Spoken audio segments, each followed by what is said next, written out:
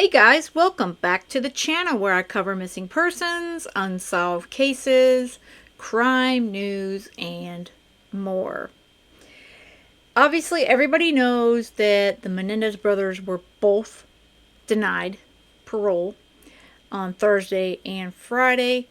The younger brother, he went up for his hearing on Thursday, and then the older brother, Friday.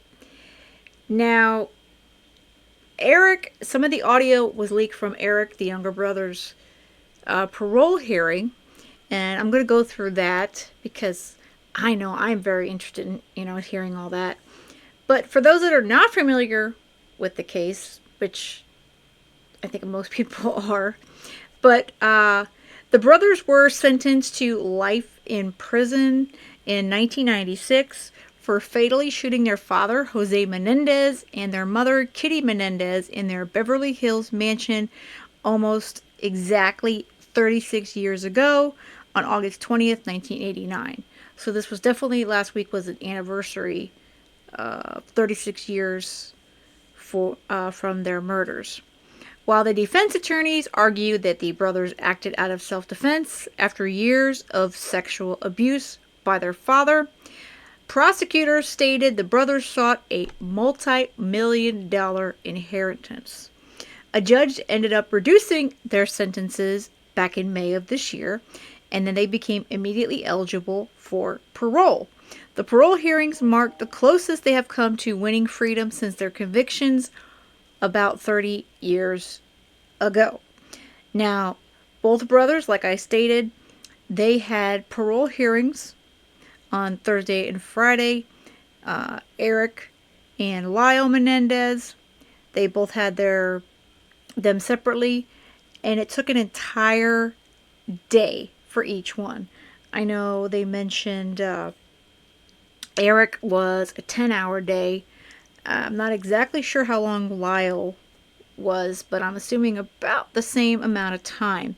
The bottom line from the parole board was that both brothers, their misbehavior, in prison is disqualifying them for parole at this time.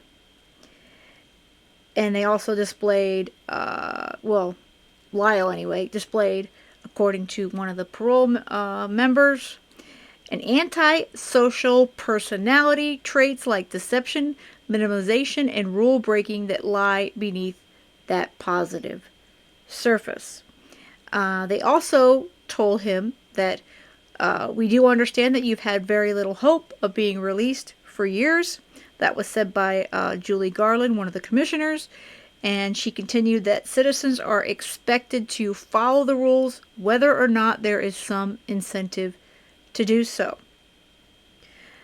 She also stated that they did find him remorseful, that it was a genuine remorse, and that he has been trying to be a model inmate in many ways, and he has good potential for change. So hopefully these two will take what the parole board told them to heart if they truly ever want to have a chance. And it looks like it's about 3 years out that they'll have another chance to possibly gain parole again.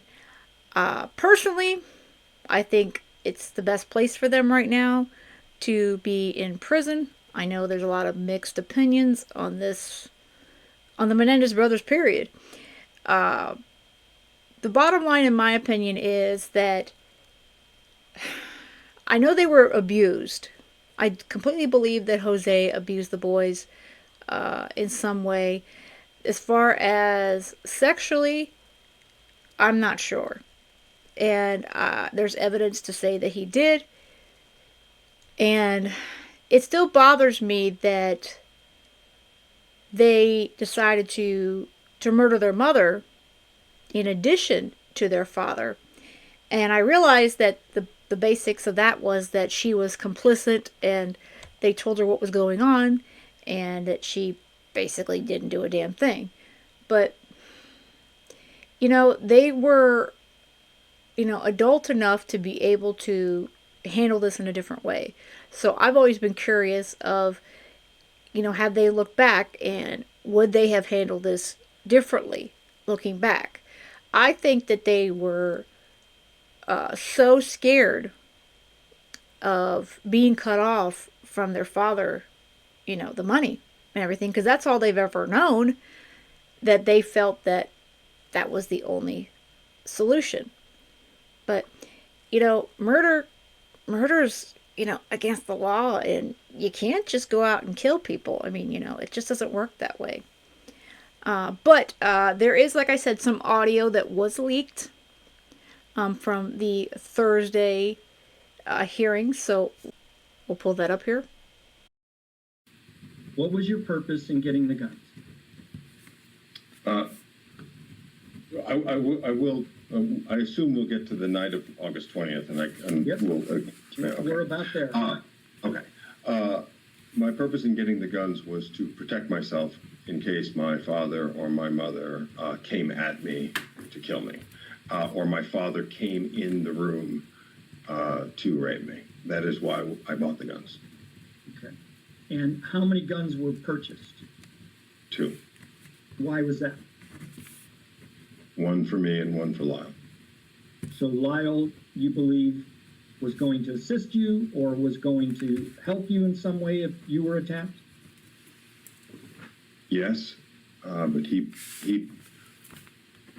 telling Lyle and exposing the family secret, and my dad believing that we were going to go and tell other people, meant that our lives were in extreme danger immediately. So Lyle did not feel comfortable. If I wasn't leaving, he wanted to have a gun. Okay, so why use fake ID to get those guns? It was the ID I had on me. I didn't have an ID, and 2, even if I had an ID, I wouldn't have used it. I wouldn't have used my own driver's license. Why? Because on Friday, we didn't have an intention to kill my parents. And if we buy the guns and I have my ID and I put my address, then paperwork's going to show up at the house. My parents are going to know I went and bought guns on Friday. We were trying to conceal that. Okay, had you bought guns before? No. How do you know paperwork would show up at the house? I'm just assuming that brochures, whatever, will show up at the house. Okay, so you go back home and you see the interaction between your parents and they go in the den. Was it your idea then? Or Lyle's? Who first acted in terms of the violence? Lyle came to the top of the stairs after my dad had ordered me to my room and said he was coming up, and said, "It's happening now." But my focus was, Dad's coming to my room. I can't let Dad come to my room. And Lyle said, "You understand, it's happening now," and I knew what that meant. And we were about to die now. And I told him, "My gun's in my room," and I ran to my room to get the gun. All I knew is that I got to get to that den. Fear was driving me to that den, and rage. The idea that Dad was going to come to my room, Dad was going to come to my room and rape me that night. That was going to happen, one way or another. If he was alive, or then that was going to happen. And so I went and I ran and I got the gun in my room and I went down to the car and I loaded it and I ran into that den before Lyle could, without a discussion, before Lyle. I didn't even wait for Lyle. I knew I had to get to that den.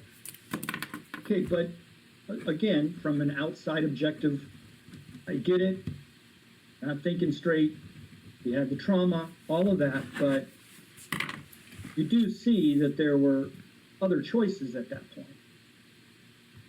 I get that, looking back as a healthy individual today, that there were obviously other choices. when I look back at the 18-year-old that I was, and I don't mean to minimize it by saying I was 18, just the person I was then, and what I believed about the world and my parents, running away was inconceivable. Running away meant death. That was never going to happen. It wouldn't matter where I was. My father sent me on tennis trips when I was 12. He didn't think that I was going to tell anybody or run away. He had no fear of that. He had trained me to believe that running away meant death. I knew it.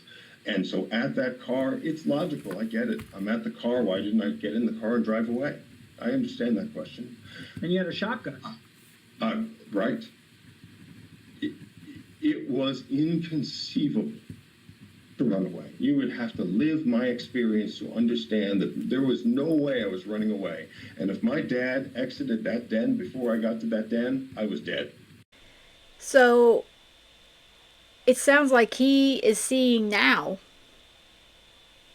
Eric can see now that there were other options, better choices. But like he said, 18-year-old me, 18-year-old Eric Menendez didn't see that. It's a sad thing that it came to that. And it is good to hear him understand and see that he had other choices and he just wasn't well enough, as he states. Whether we all agree that he wasn't well or not, but it just sounds like there was enough fear in him and that he just felt like he was trapped. Doesn't make it right, but he felt like he was trapped. That's exactly what he seems to be explaining to the parole board. She was his victim. She was definitely his victim. And a lot of what she did in blaming me was to avoid her getting hit. When my dad would beat my mom and I would see blood on the sheets the next morning, I knew it was because of me. He was beating her because I failed. She was his victim. You wrote about all that too. Again, I'm not trying to have you revisit it. I'm trying to figure out that night why, if you knew that this was happening to your mom, I get the betrayal that she knew, and you thought you were protecting her by not telling her, but she knew. Still,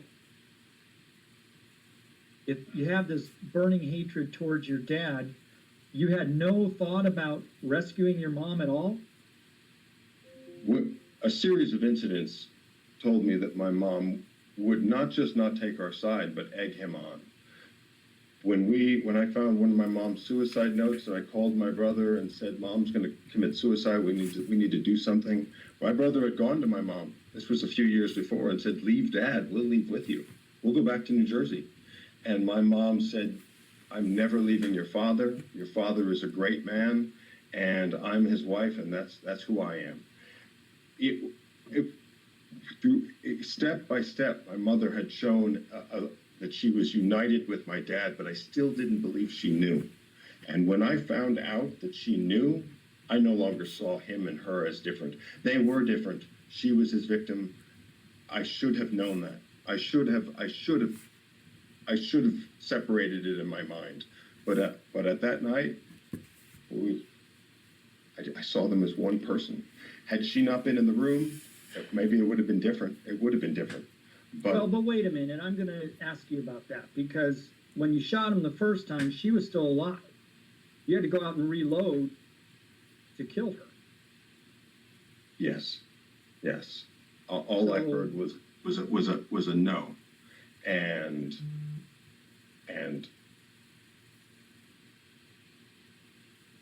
I ran out.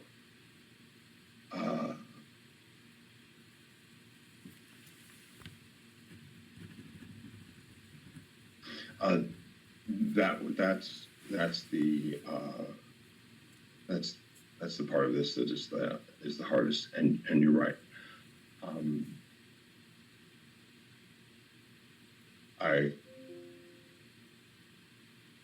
I wish to God I did not do that. Well, so after the murders, are you doing okay? You need a break? Yeah, no, that's fine. Oh, you're not fine. No one would be fine after discussing this.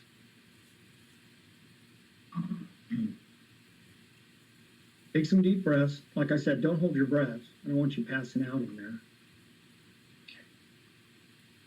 So after the murders,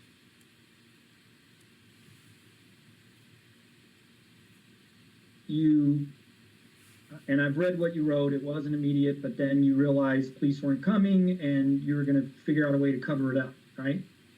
Yes. So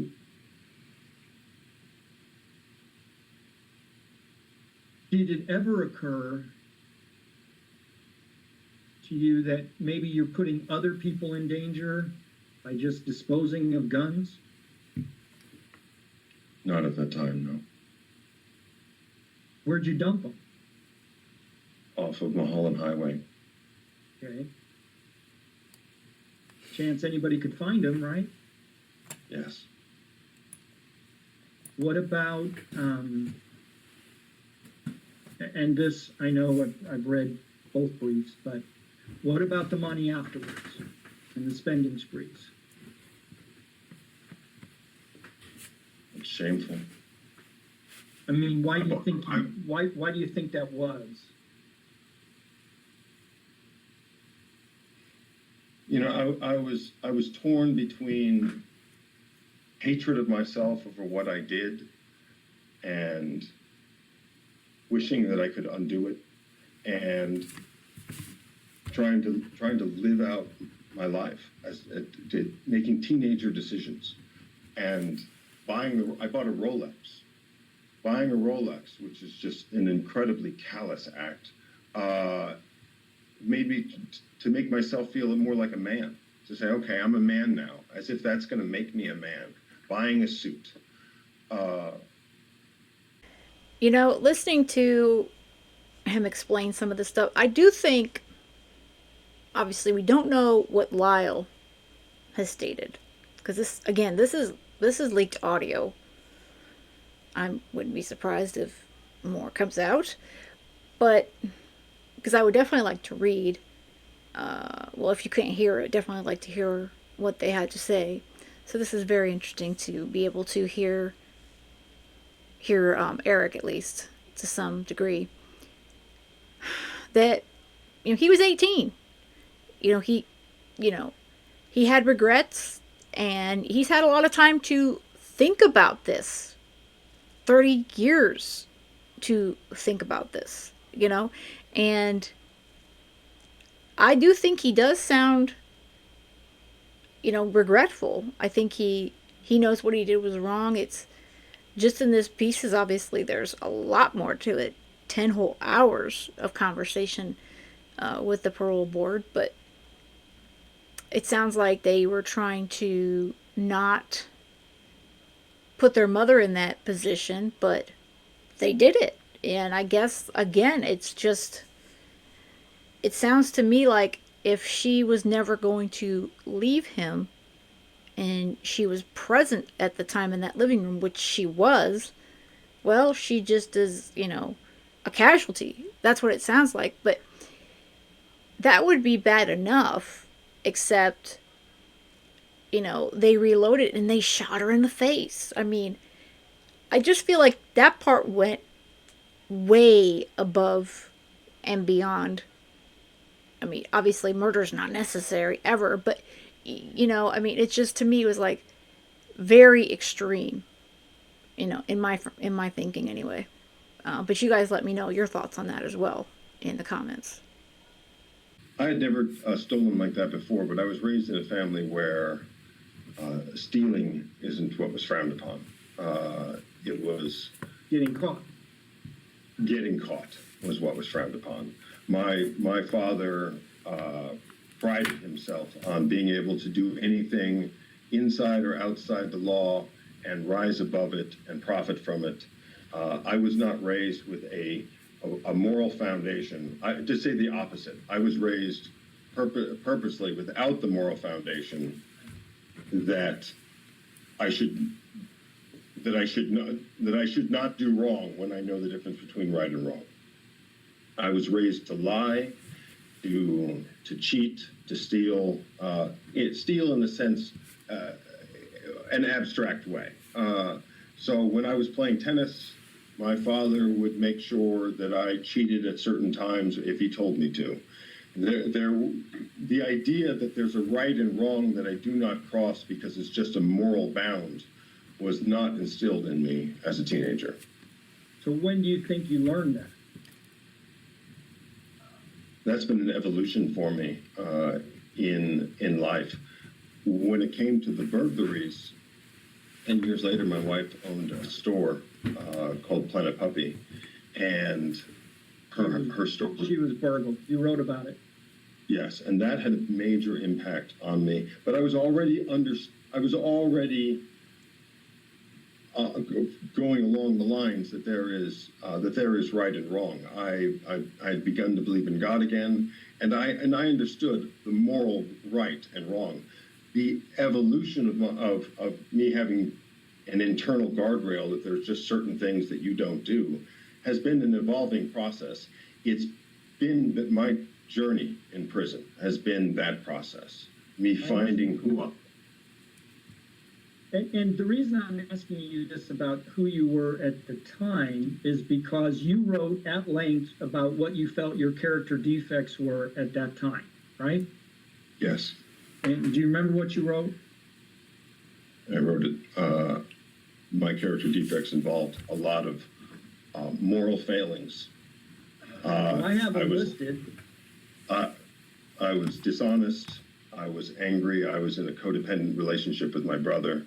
I was impulsive. I was entitled. I had extreme negative talking to myself. I would violate the rules if I believed that it would benefit me. I did not trust authority. I didn't trust my relatives. I lived in an isolated household. We were trained to not go outside the household. So I had deep character failings. Okay.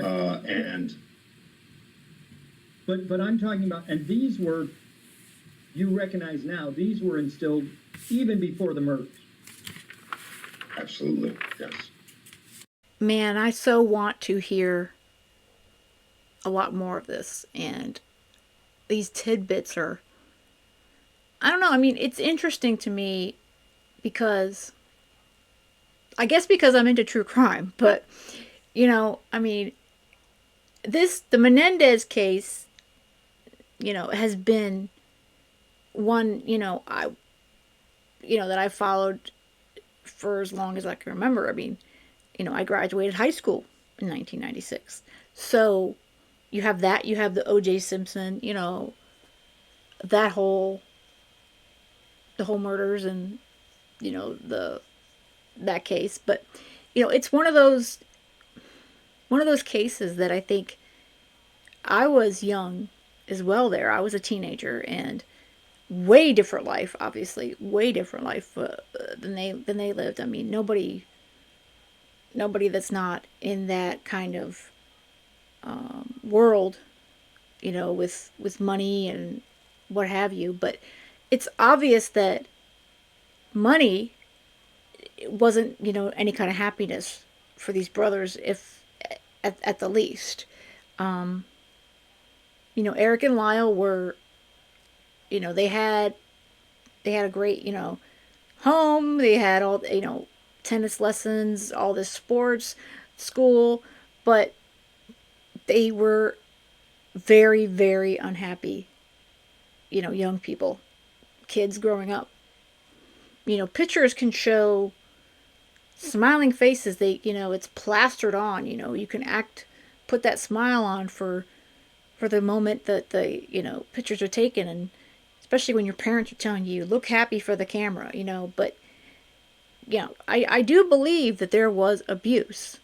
I just never think that being abused gives you the right to take someone's life. I mean, that's, you can't just kill people. I mean, and it wasn't a self-defense situation because, he said, my father said he was going to come up.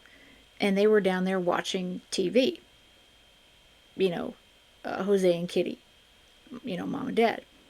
And that's when he decided, well, he wasn't going to let what he claims was going to happen again, or he believed would happen in his bedroom. So they got the guns.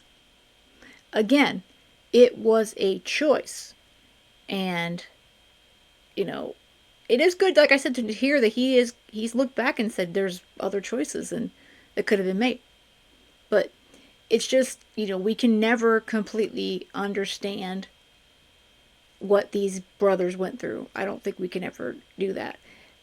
Do I think they should get a chance in the future? Maybe. But I am curious to see the snippet from what the parole board had to say about denying the parole for Eric. I don't know that what would have occurred if he had tried to stop you or if he had not gone along with it, but we both know that, and you wrote about it extensively, about the codependent relationship between the two of you. And I know your counsel took you through all the healthy boundaries you have at this time, but even that statement about him using cell phones, so you thought it was okay, you're a 50-year-old man at that point. And, I don't know if you still knew you had the one in November. I didn't ask you that question, but it's problematic to me that you would see that as some kind of tacit permission, and that's problematic. I think you do need to find that independence, and I think that you talk about him being a strong accountability partner in all these other ways, but then again, look at the contradiction. Hard for us to see that when he's condoning this behavior and vice versa. So that was similar to what you exhibited at the time of the crime as well. So at this time, we believe the aggravating factors in terms of institutional adjustment and lack of offender change and the weight that we are giving, although it's minimal, to the static factors outweigh the factors in mitigation. But we have given all the mitigating factors consideration and weight, and I think that is a lot of the reason why this is a 3-year denial. I can just tell you that oftentimes when we have people with a pattern of rule violations, cell phones, as recent as yours, could easily and routinely would be a 5-year denial. But every case is different. Every case is individual. And I think you've mitigated a lot of that today by coming in and being candid. Under Marcy's law, we're required to consider a 10 or 15-year denial, but we find by clear and convincing evidence that's not warranted.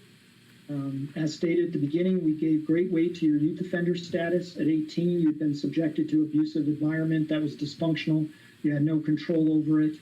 You were immature, impulsive in many respects, influenced by negative peers, your older brother's willingness to commit the crime. You didn't weigh consequences. You didn't make good choices. Your actions and decisions in many respects showed impetuous thinking, heedless risk-taking. You didn't properly assess the resulting harm of your actions. You lacked the neurological and emotional maturity of an older person. You were not deterred by your prior contact with the justice system due to the burglaries. All of these hallmark features of youth are mitigating of your behavior at the time of the crime and when you first came to prison. And we gave that great weight. But as I said, this decision has more to do with your behavior after your 26th birthday. And indeed, your entrenched criminal thinking and actions well beyond your 26th birthday and up to last year show a lack of growth and maturity, at least in those areas, such that we couldn't give as much weight to growth and maturity as we would have liked. Two things can be true, and I'll use your phrase again.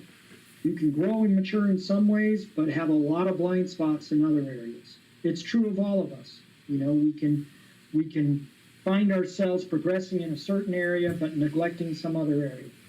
And when it comes to rule violations and criminal thinking, that is critical to you demonstrating that offender change. So while it does mitigate your static factors greatly, it has less mitigation on your institutional adjustment and true offender change.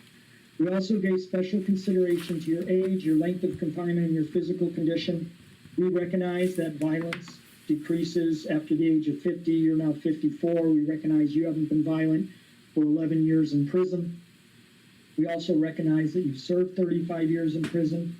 All of those things were given special consideration and also carried weight as far as clear and convincing evidence that 15 or 10 years is not warranted. I'm not going to put on the record what your physical ailments are. I know what they are, and we did consider those. And while I understand, and I don't have to say why, but I understand they can be debilitating. We also recognize that you've treated and managed, the initial problem with Crohn's for many years, kidney issues more recently, we recognize. And yet still, as you talked about, you're capable of playing pickleball and doing other physical activities. You're certainly not physically infirm. Nevertheless, we did give that special consideration, as I said, and we did give it weight and mitigation. But the youth offender factors and elderly consideration are not the only mitigating factors, and so when we looked at our discretion to impose a 3, 5, or 7-year denial in determining the appropriate length, we looked at all the other mitigating factors as well. And we truly believe you have within you what is necessary to achieve parole. So, I think that, he has a chance, at least has a chance. That doesn't mean he's over in 3 years he's going to get it, but it does sound like they could have imposed 10 years. But Eric is eligible in 3 years, and they're telling him here that his behavior has gotten better, but there's a lot more work to be done. And I think it's probably the same for Lyle. If they, can prove to the parole board that, these things that they're asking for, maybe in 3 years, they'll have an opportunity. Again, I don't know if it's a good or bad thing to let them free. But at the same time, I think it's a hard thing. I don't know if I'd want to be on a parole board, to have to decide if a murderer could go free, or if they would have to stay behind bars for the rest of their life. Because normally I would just say, well, no, you killed someone or killed some people, so yeah, you deserve, to stay in here until you leave in a wooden box.